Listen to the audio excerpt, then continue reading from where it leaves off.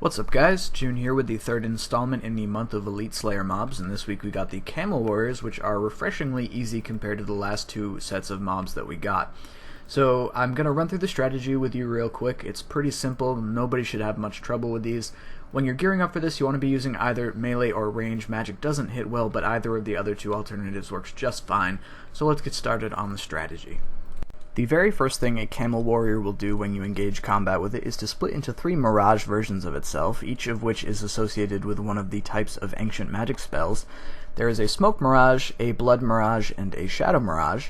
Each of them has a special effect. The Shadow Mirage has an Adrenaline bar, and when it reaches 100% it can use a special attack that drains a very significant amount of your prayer. The Blood Mirage is able to heal itself and the other Mirages for small amounts of HP, which are really easy to out-DPS.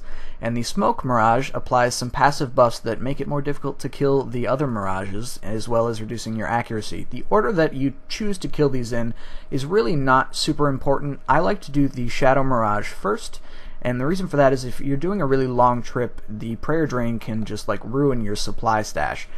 After the Shadow Mirage, I like to do the Smoke Mirage because it's much easier to kill the Blood Mirage afterwards, but you can really do any order that you find preferable, and you should be successful with any one of them.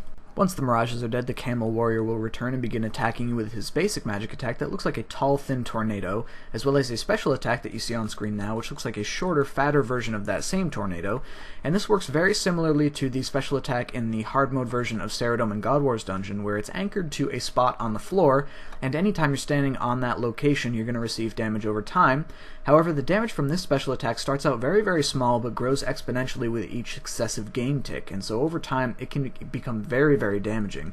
However, as long as you're paying attention and you notice it quickly and move off, the damage starts so small that it really shouldn't negatively impact your kill at all.